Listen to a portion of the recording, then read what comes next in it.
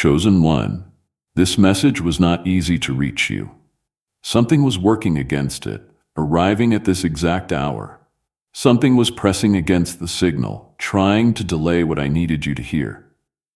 But you opened it. You stopped when something in you said stop. You stayed when something in you said stay. And that one decision, that single act of pausing and remaining, is already being recorded in the books of heaven.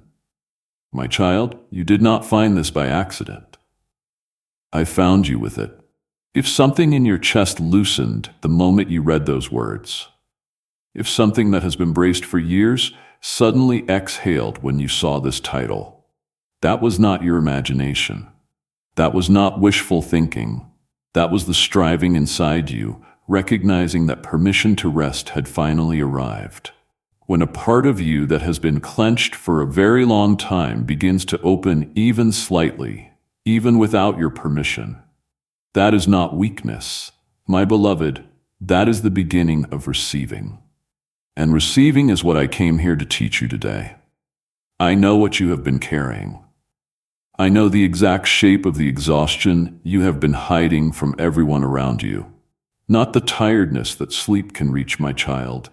Not the kind that a few good days can lift, but something older and deeper than that. A tiredness that has settled into your bones, beloved. The tiredness of someone who has been pushing toward something for years and years without ever crossing the line. You have done everything you were taught to do. You have prayed.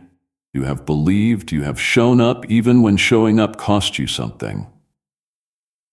You have given when giving was painful. You have waited when waiting felt like dying slowly. And still, my child, the thing you have been striving toward has not moved. It has stayed just out of reach, just beyond the door, just past the threshold you have been pressing against with everything inside you. My beloved, I know, I see, and I need you to hear what I am about to say because it changes everything. The reason it would not move by your force is that it was never meant to be moved by your force. It was waiting for mine. Most people will scroll past a title like this. They will keep moving, keep searching, keep trying to find the next thing to push harder with. You did not scroll past. You stopped. And that was not random, my child. That was not chance. Something in you already knew, even before the first word, that what was being offered here was not another strategy for pushing harder. It was something you have been needing to hear for longer than you realize. The part of you that is exhausted from forcing recognized what was being offered, and it held still long enough for you to arrive here. That was already decided before you pressed play. Type 1 have been pushing on a door only God could open in the comments. When you type that, you are not leaving a comment. You are placing your acknowledgement on the record of heaven. You are making it official, and heaven is listening. I need you to understand something about the move I am making. My beloved, this is not improvement. I am not adjusting circumstances slightly upward, making things a little easier, removing one obstacle while 10 others remain. This is not a gradual change you will notice only in hindsight. What I am doing right now, in this exact season of your life, is reaching into the specific place you have been pressing against for years. And I am removing what stopped you. Not from the same direction you were pushing, from a direction you cannot reach, from a height you cannot climb to, from an angle only I can access. And when it gives way, beloved, when the thing you could never move simply is no longer there, you will not have words for what you feel. You will stand in front of the open place where the wall used to be, and you will have nothing left but awe. There is a difference, my child, between a wall and a door. A wall you push against is an obstacle, and the answer to a wall is effort. But a door has a mechanism on the other side. And when the mechanism turns, no amount of force on your side was ever required. The one who installed the door controls the mechanism. And for years, you have been pressing against something you interpreted as a wall that required more force, when in truth, It was always a door waiting for the key that only I carry. Today, I am turning the key. Today, the mechanism moves, my beloved. When a door opens from the other side, it does not require a push. It swings. You only need to be present and step through. This is what I mean when I say I am making a move. A move is not a nudge. A move is not an encouragement. A move is a decisive act from above that changes the terrain. And this is your season for exactly that. Beloved, the years of pressing were not wasted. They were waiting. Every day you pushed was a day you were present at the door I was preparing to open from the other side. You were not failing. You were positioned. And now the position matters because the door is about to open. And I need you to be standing there when it does. My child, I am reaching into the exact place. I am making the exact move, and it will leave you speechless. Not because it is dramatic, not because it comes with noise and spectacle, but because you will see undeniably, unmistakably that it was never going to move by your effort alone. You tried for years. It did not move. I moved, and it will. And in that moment, my beloved, you will know without any doubt whose hand opened what you could not open. That knowing is the gift inside the gift. And that knowing will change not only this season, but the way you walk through every season that follows. Because you will have a testimony that is not about your strength, it will be about mine. And a testimony about my strength, spoken through a life that tried everything else first, carries a weight that no other kind of testimony can carry. Type 1 I'm not a failure. I was pushing on the wrong side in the comments. When you type that, you are releasing years of false shame. You are setting down the verdict you have been carrying against yourself. Heaven reads it as your declaration of truth. And what is declared in truth before heaven carries weight. There is something I must teach you, my child, because without it, even when the door opens, you may reach for it with a clenched hand and not understand why you cannot receive what I am placing in front of you. The lesson is this: striving and receiving are two opposite states. They cannot occupy the same hands at the same time. Think of a clenched fist. It is powerful. It can grip, it can hold, it can push. But there is one thing a clenched fist cannot do, and that is receive a gift. To receive, the hand must be open. And the harder the fist has been clenched, the more unfamiliar, even frightening, the open hand feels. For someone who has been striving as long as you have, my beloved, the open hand does not feel like rest. It feels like giving up. It feels like surrender. It feels like you are letting go of the very effort that kept you in the game. And so even when I extend the gift, even when I reach down with what I prepared for you before the foundations of the world were laid, the clenched hand of striving cannot close around it. Not because you are unworthy, my child, not because the gift is not real, but because the very act of seizing is the act that pushes the gift away. Picture this, my beloved. A leaf floating on still water. You see it, you reach for it, and the ripple of your own reaching hand sends it drifting further away. The faster you reach, the faster it moves. The more urgently you grab, the wider the ripple, the further the leaf goes. This is what has been happening, my child. Not because you were doing something wrong. Not because you lacked faith, but because the breakthrough I prepared for you cannot be grabbed. It can only be received, and grabbing and receiving are opposites. Every time you tried to seize it, the very act of seizing was working against you, beloved. Your own earnest, faithful striving was the thing creating the ripple, and I watched you reach again and again, and it broke my heart, my child, because I was right there extending it the whole time. And then something happens, something unexpected, something that changes the equation entirely.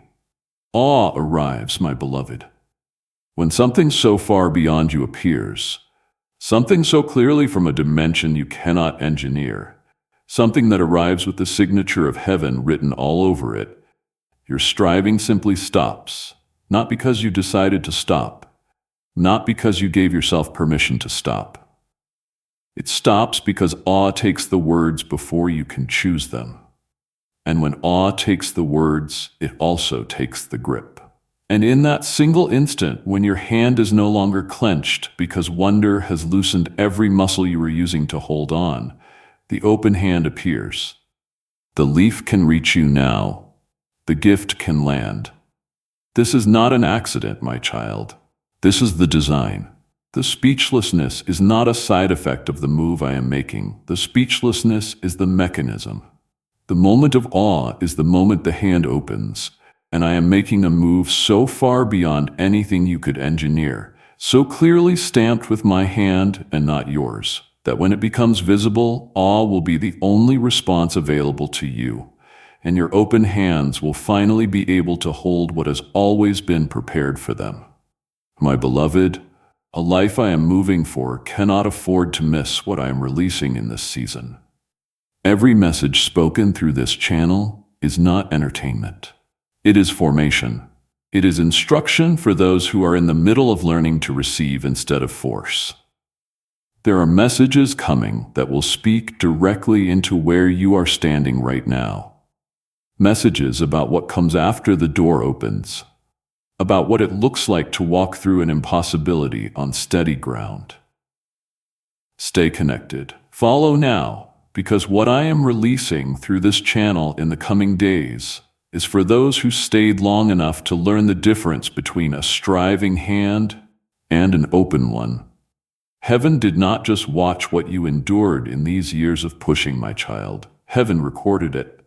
I need you to understand this, my beloved, not as comfort, but as fact. There is a record, a permanent, unalterable record that does not fade, does not lose detail, does not minimize or forget. And in that record, every faithful moment of yours is documented with precision that would astonish you, beloved. Every night you lay awake when nothing was moving, and you chose to pray anyway, my child, when you could have chosen bitterness, and you chose faith instead. That is in the record, the exact night, the exact hour, the exact prayer, word by word, even the ones you could not finish because your throat closed. Every morning you woke up to the same unchanged situation and got up anyway, when the exhaustion said, "Stay down," when there was no visible reason to rise, and you rose anyway. Every single morning, everything is recorded. Every time you chose to try again after a disappointment that would have finished a lesser faith. Every time you went back to the door after it refused to open again and again, beloved, and you knocked with what little was left because something in you simply could not stop believing.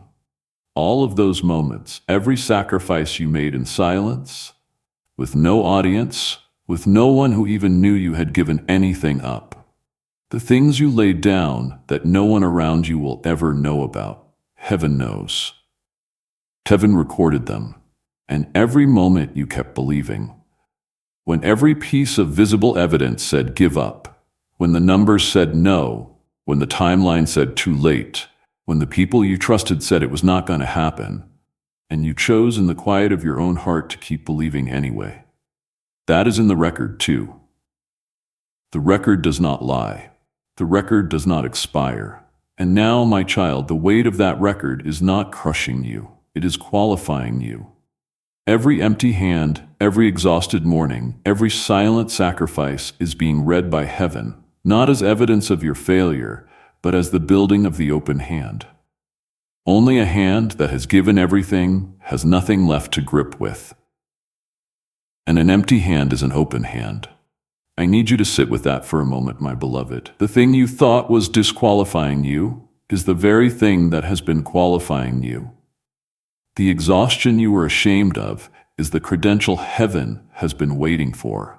The empty-handedness that felt like proof of your failure is the exact condition required to receive what I have been holding for you. I did not need your hands to be full of achievements. I needed them to be empty enough to hold what I am placing in them. And I have seen the emptying process these years brought you through, beloved. I did not design it as punishment. I designed it as preparation, and the preparation is now complete.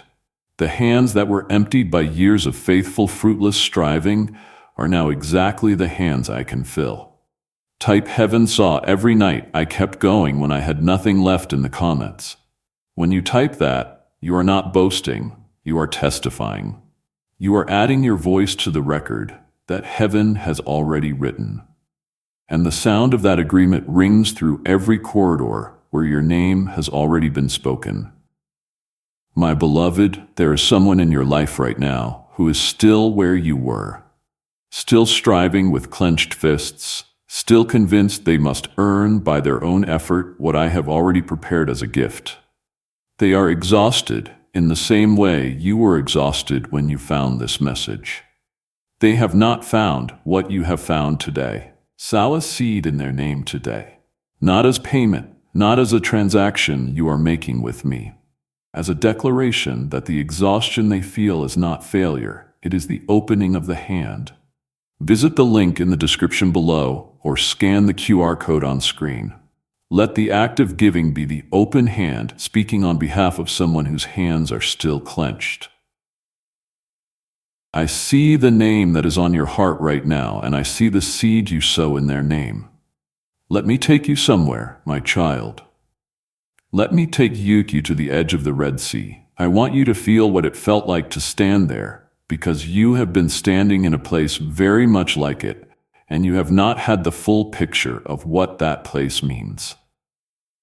The people I had brought out of Egypt were standing at an impossible edge. The sea stretched before them, vast and impassable. Behind them came the most powerful army the world had then known. The thunder of chariot wheels, the rising dust of 10,000 horses, the sound of soldiers who had been told to bring them back. Every option had been exhausted. There was nowhere to go. There was no clever strategy left. There was no human solution available. And in that moment, my beloved, in that exact impossible moment, here's what I said through my servant Moses. And I need you to hear these words as if they were spoken to you today, because they were. Do not be afraid. Stand still and see the salvation of the Lord. The Lord will fight for you, and you need only to be still. Exodus 4:13, Exodus 14:14. Stand still. Be still in the most impossible moment. The instruction from heaven was not try harder, it was not push through, it was not find another way. It was be still, my child. And what happened when they were still? The waters that no human hand could divide split open. The sea that had been a wall became a road. A path appeared where there had been no path, beloved. And a people who could do nothing but watch walked through an impossibility on dry ground. They did not build the path. They did not earn it. They did not force it. They stood still, and they witnessed the salvation of the Lord. My child, I never rebuked them for being unable to part the sea. I never looked at them standing at that water's edge and said, "Why have you not figured out how to cross?"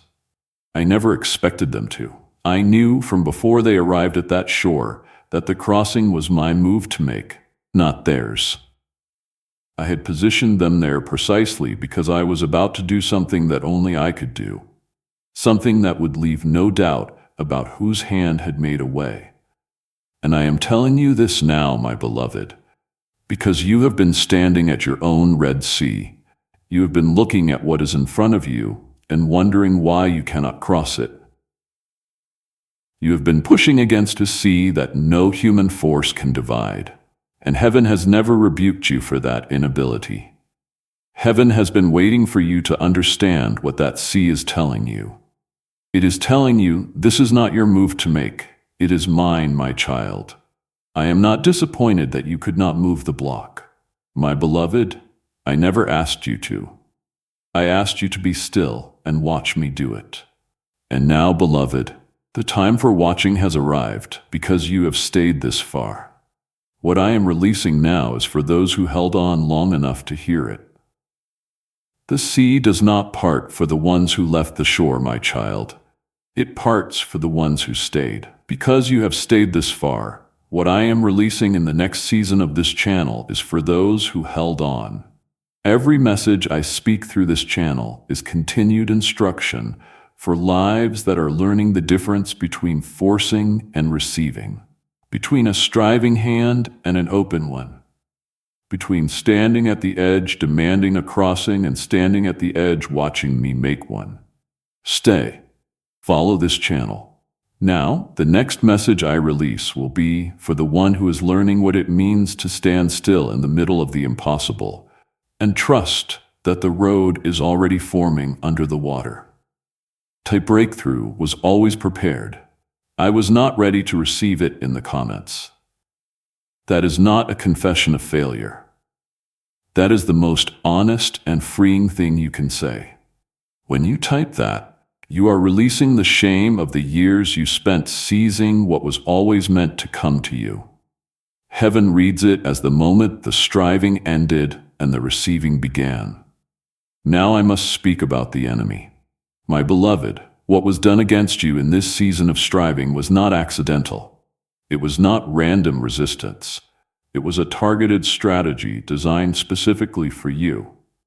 After a careful study of your calling, the enemy saw what I placed in you, my child. He saw the gift, the assignment, the territory that was written in your name before you arrived on this earth. And he designed a weapon calibrated precisely to delay your entry into it. That weapon was not pain, not loss, not rejection, though he used all of those. The weapon was the lie that you had to earn by force what I had already prepared as a gift. He studied you, and he knew that if he could convince you that the breakthrough was yours to achieve, that it was a reward for sufficient striving, that it would come when you had worked hard enough and long enough and believed with enough intensity, he could turn your own faithfulness against you. He could make your love for me into a tool of delay, beloved. And so he watched you strain toward the door, my beloved, and he whispered beside you, "Keep pushing, keep going. You cannot stop if you stop now. After everything you have given, it will never happen." Every time you reached the edge of your strength and considered resting, he was the voice that said, "Rest is surrender." Every time the exhaustion reached a level where something in you wanted to open the hand and trust me, he was the voice that named that openness weakness. He made striving feel like faithfulness and exhaustion feel like failure. He used your own devotion against you. He kept you pushing, because he knew what you did not know yet, that a clenched hand cannot receive. Every year you spent forcing was a year the open hand was delayed. That was not coincidence. That was strategy. But I have seen the scheme. I have seen every move, every whisper, every carefully placed discouragement, and I am naming it now before heaven and before you. The lie that effort earns what only grace can give, exposed. The weapon that turned your faithfulness into a delay mechanism, dismantled. The voice that called rest, surrender, and exhaustion failure, silenced before the court of heaven. Proverbs 26:27 says this, "Whoever digs a pit will fall into it, and whoever rolls a stone will have it roll back on them." The pit the enemy dug to trap your open hand is now beneath his own feet. And Genesis 50:20 declares what I have always known about what was meant against you. What they meant for harm, I meant for good, in order to bring about what is this day. Many lives being touched by the breakthrough that was delayed but never canceled. The exhaustion the enemy meant to shame you with has become the very thing that opened your hand. He thought he was winning. He was building your receiving posture. His weapon became the mechanism of your miracle. Type the exhaustion the enemy used against me has become my open hand in the comments. When you type that, you are turning the enemy's most effective weapon against him. You are declaring out loud before heaven and before the watching realm that what was meant to finish you has instead prepared you. Type it as truth. Because it is, my child, a hand that gives is proof that it is no longer clenched. To give freely is one of the most powerful declarations that the forcing is finished. Sow a seed today. Not because I need what you have, but because the act of sowing is itself the open hand made visible. Let your seed be the declaration that the striving is over and the receiving has begun. Visit the link in the description below or scan the QR code on screen. As you give with open hands, the principle of the open hand is activated in your life. The very act of releasing makes room for what I am releasing into you. Your seed is not payment. It is your open hand speaking a language that heaven understands perfectly. Now I must do something, my beloved. I must deliver a message that did not originate with me. It was written by someone who loved you, someone who spent their lifetime straining toward doors that would not open, and who understands now, from where they stand, what they could not understand then. They could only send these words. I spent my whole life pushing on doors I thought would open if I just tried harder. I never learned to be still. I am sorry I handed you that exhaustion as if it was inheritance. Put it down. It was never yours to carry. Nothing more. Let that be enough. If something in your chest is tight right now, if your eyes are stinging a little, if something that had been hard and defended inside you went soft just now reading those words, that is not random, my child. That is the inheritance of exhaustion being lifted from your shoulders in real time. The striving that was handed to you, that was not even originally yours, is being recognized for what it is. And in recognized things can be set down. You do not have to carry what was never given to you by me, my beloved. Type 1, release the forcing. My hands are open in the comments. When you type that right now, in this moment, you are not waiting until you feel ready. You are acting your way into the open hand. Heaven sees every letter you type as a declaration of a soul that has chosen to uncurl its fist. And declarations made from open hands are declarations I answer. There is something I need to give you, my child. A posture for what comes next. Because when I speak of being still, I know what the hearing of those words feels like to someone who has been striving as long as you have. It sounds like giving up. It sounds like passivity. It sounds like the kind of spiritual language that tells you to pray about everything and do nothing. That is not what stillness is, my beloved. Not even close. Being still is the most active thing a soul can do. Think about what it requires, my child, to take your hands off a door you have gripped for years. To leave the handle alone when every instinct forged by years of striving screams to reach for it again. To remain present and awake and fully expectant while the hand is open and the door stands there untouched by your effort. That is not passive, beloved. That takes more strength than another push ever could. It takes a strength that is quieter than effort and stronger than effort, because it is not your strength at all. It is mine working through the surrender of yours, my child. Active stillness is this: staying fully present, fully awake, fully expectant, eyes open, spirit open, hands open, not slumped in the quiet of someone who gave up and lies down. My beloved, you are in the front row of a miracle. The posture of someone who knows the sea is about to part and will not miss it by looking away. You are not waiting with your back turned. You are watching, present at the edge, alert and open witness. Isaiah 40:31 says, "Those who wait upon the Lord will renew their strength. They will mount up with wings like eagles. They will run and not be weary. They will walk and not faint." Waiting on the Lord is not passivity, my child. It is the one activity that renews what striving depletes. And Psalm 46 verse 10 says simply this: "Be still and know that I am God." The knowing is inside the stillness. The revelation of who I am and what I am doing arrives not through the sound of effort, but through the silence that effort leaves behind when you finally set it down.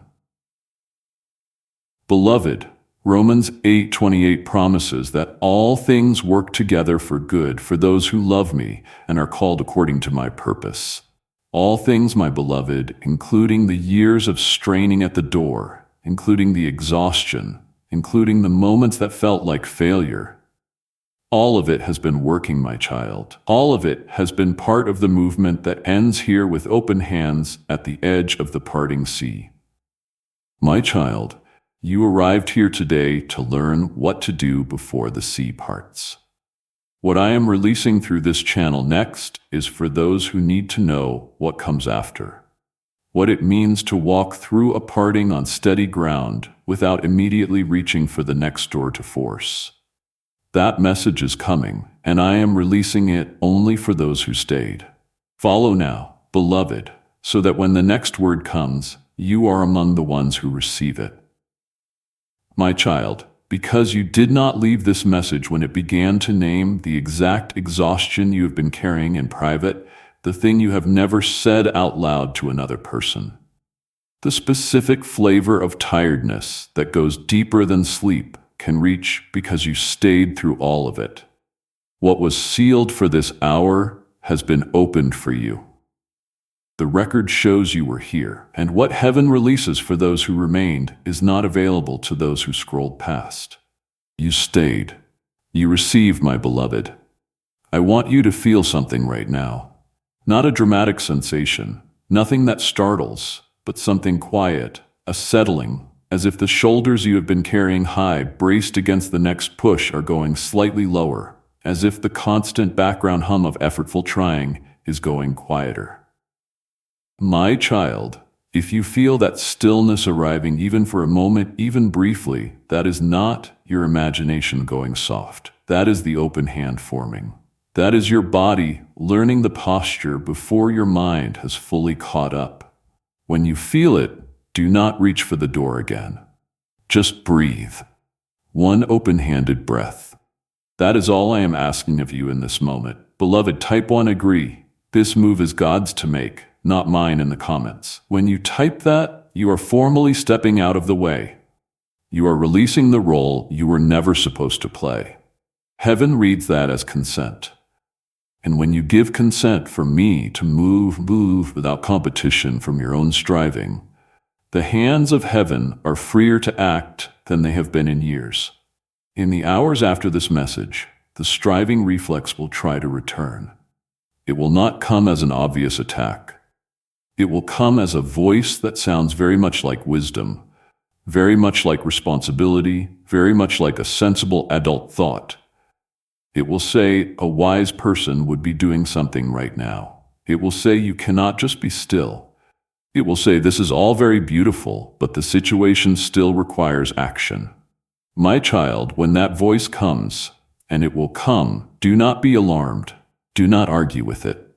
But I need you to know its real name. That voice is not wisdom. It is the fist afraid to stay open. It is the clenching reflex of years of striving that has not yet learned what your spirit already knows. When it rises, place one hand on your chest. Open the other hand at your side and breathe once. And remember, my beloved, watching is the work. Standing at the edge is the position. Keeping the hand open through the discomfort of it is the assignment. You do not have to defeat that voice. You only have to outlast it, one open-handed breath at a time, until the move becomes visible and the striving is silenced by the awe that takes its place. Isaiah 43:19 says, "Behold, I am doing a new thing. Now it springs forth. Do you not perceive it, my child? I am making a way in the wilderness and rivers in the desert." The new thing does not announce itself through the noise of striving, my beloved. It springs forth. It emerges. It appears where there was nothing, quietly at first. Then undeniably, the way the first gap opened in the Red Sea before the waters rose in walls on either side. The new thing is already springing, beloved. The perceiving of it requires stillness. Jeremiah 29:11 says, "I know the plans I have for you, plans for welfare and not for evil, to give you a future and a hope." I knew the plans before you arrived at the door you have been pressing against. My child, I knew the door was never going to yield to your pushing. I knew the plan included a parting, not a forcing, and I know the future that opens on the other side of the stillness you are learning now. Type 1 receive what God is releasing into my open hands right now in the comments. Do not type that as a hope. Do not type it as a request. Type it as someone who knows the sea is already beginning to pull back. Type it as a witness to a move that is already underway. Because when you type that declaration, my beloved, you are placing yourself at the front row of the miracle. Hands open, eyes open, heart open, ready to receive what has always been prepared for you, beloved.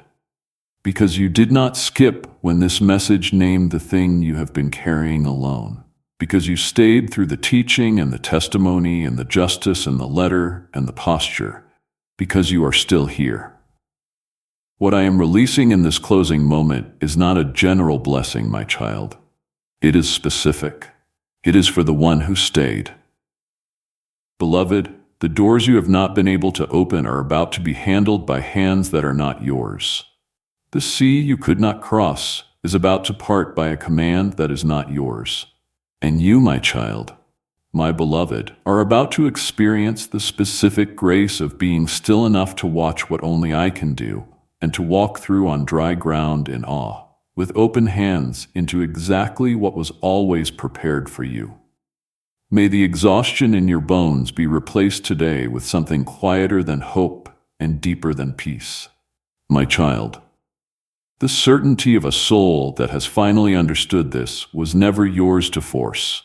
It was mine to give, and I am giving it now to you, my beloved, to the one who stayed, in the name of the Father, and of the Son, and of the Holy Spirit. The God who parts seas is moving on your behalf today, my child. Open your hands and receive it. Type ones, receive this in the comments. And as you type those 3 words, my beloved, feel your hands open. Feel the grip release. Feel the weight of years of striving set down for the last time. What is declared in open hands before heaven is received by heaven. You are not closing a comment box, my child. You are opening a door. If this message reached something that has been carrying the weight of years, consider sowing a seed into the ministry that brought it to you. Not as a transaction, not as a payment for a blessing, but as the tangible expression of an open hand. The act of releasing, choosing to give freely, is itself the declaration that the striving is finished. Visit the link in the description below or scan the QR code on screen. Every seed sown with an open hand is seen, and every open hand that releases is one that heaven can fill. Amen.